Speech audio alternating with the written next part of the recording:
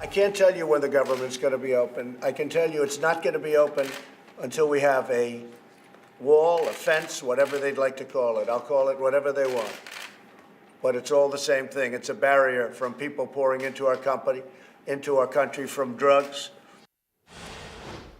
Brief CNN fact check here on a border wall stopping drugs into the U.S. Both the DEA and Homeland Security officials say drugs mostly enter through legal ports of entry, so it's doubtful a border wall would have a major impact on drug flow.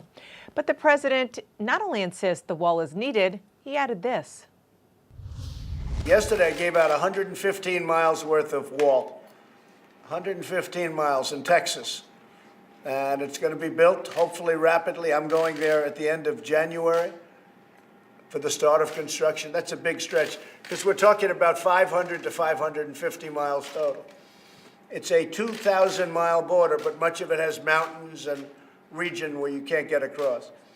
So we're looking at between 500 and 550. So we gave out 115 yesterday, and we gave it out at a great price. Let's get straight to CNN's White House correspondent, Abby Phillip. Abby, do you have any more information from anyone at the White House about what the president is talking about when he talks about the great price that he got for 115 miles of new border wall that he's planning to visit next month?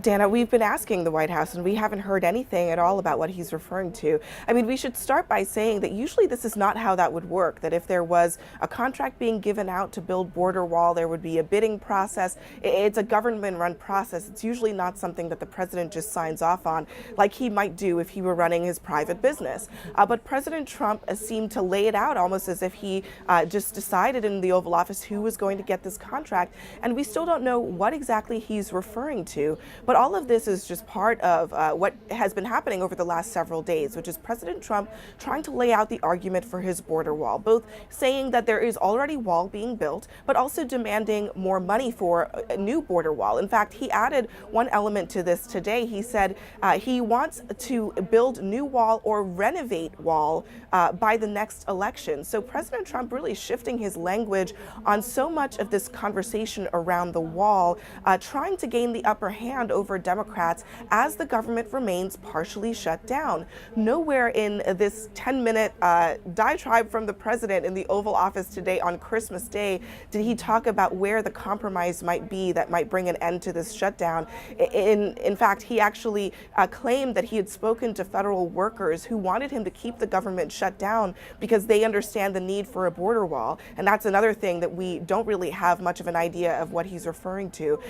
Where this leaves us, Dana, is that a day 4 of a government shutdown, there does not seem to be any end in sight. And President Trump is digging in his heels on this issue, blaming Democrats and implying that the border wall is going to be the fight that he's going to have, perhaps until Nancy Pelosi takes over the gavel of the House of Representatives in January.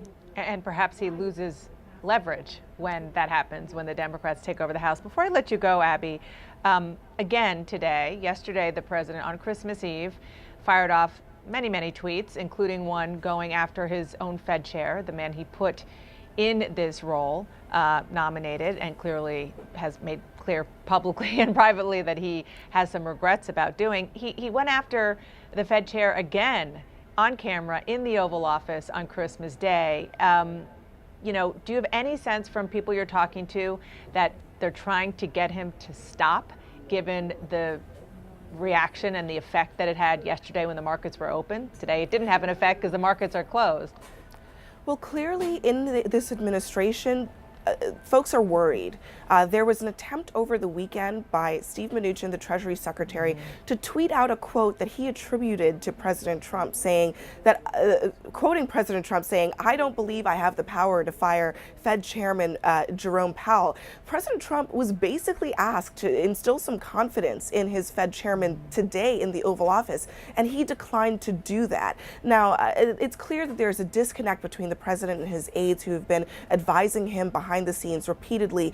We don't believe you have the power to do it, and even if you did, it would be catastrophic, not just to your electoral prospects, but to the economy of the United States. But the president did not take an opportunity today to really calm markets that have been roiled over the last several weeks, in part because of his policies on the trade war, but also because he has been so frustrated with Powell behind the scenes. That frustration has boiled over into the public. And while he voiced some support for Steve Mnuchin today, he did not voice any real support for Jerome Powell. He's still saying that he thinks interest rates should not be rising and that the Fed needs to stop, Dana. Yeah, and the irony is he had to voice support for his Treasury Secretary after he, it looks like at the behest of the president, tried to calm markets, putting out a statement on Sunday saying that the 6 big banks are liquid, raising questions about whether there was a problem with their liquidity when nobody was asking that question. It just seems as though it's a circular problem, let's say, keeping it simple on Christmas Day. Abby, thank you very much. Appreciate it. Let's dive deeper right now on this and more. Conservative writer and CNN political commentator Matt Lewis joins me. Matt, Merry Christmas. Thanks for joining me today. Thank you. Give me your take, first of all, on the strategy, if you even think there is one, at the White House with this shutdown over the border wall. Well, look, I think fights happen when both sides think that they can win. That's true in politics. It's true in the schoolyard. And I think that's why this could really be a protracted, long-term thing. Democrats clearly believe that they're on the right side of public opinion and that Donald Trump has said, hey, blame me if there's a shutdown. Republicans usually do get blamed in most cases for shutdowns, regardless of the merits. In this case, Trump has invited, I think, that attack. But Donald Trump, for him, I think it's about pleasing his base. And he made this promise many times in the campaign that he was going to build the wall. And he's shown that he cares mostly about satisfying his base, and this is the time to do it. So where does that end? I don't know. Matt, have you ever seen a president elected with just a base? Meaning?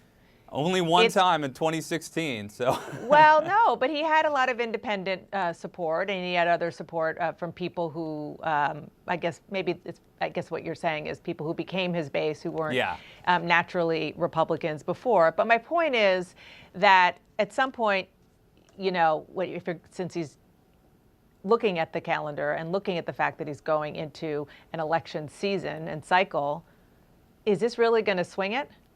Well, first of all, I think re-election isn't his only consideration here. It's investigations that may be coming and possibly impeachment.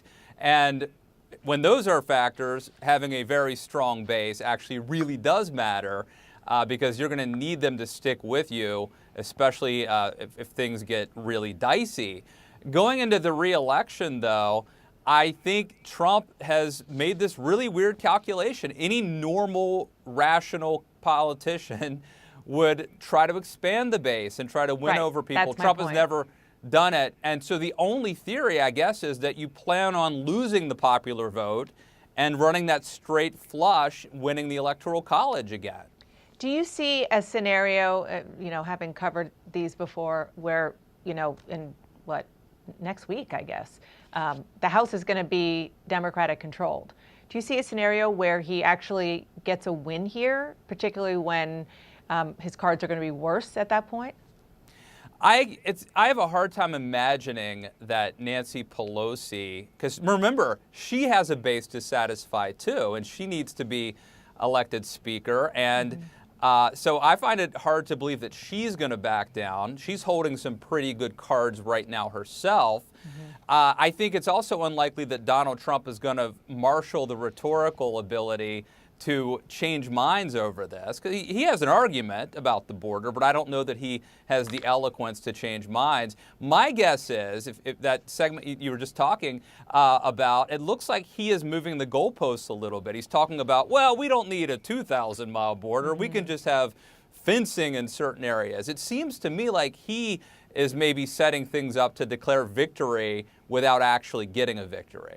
Over the weekend, Bob Corker, who's he's retiring, outgoing chairman of the Foreign Relations Committee, obviously is tussled with the president. He said that this whole thing is phony. And it reminds me of something that Claire McCaskill of Missouri, who Democrat, she was defeated, said to Armanu Raju about more broadly what she hears from Republican colleagues behind the scenes. I want you to listen. They're keeping their head down And here's what they're rationalizing in their heads. Now, they'll tell you, if it's just the two of you, the guy's nuts. He doesn't have a grasp of the issues. He's making brash decisions. He's not listening to the people who know the subject matter. But in public, if they go after him, they know they get a primary. And they know that's tough. Your reaction? Yeah, I think she's absolutely right. Most Republicans think that on some issues, Donald Trump is completely out to lunch. I mean, look at firing James Mattis, withdrawing from Syria, forget the border. Those are areas where mainstream conservatives and Republicans think he's really out of touch. But they can't say it because he's really popular, again, with the base. And ultimately, that has been the story of the last couple of years.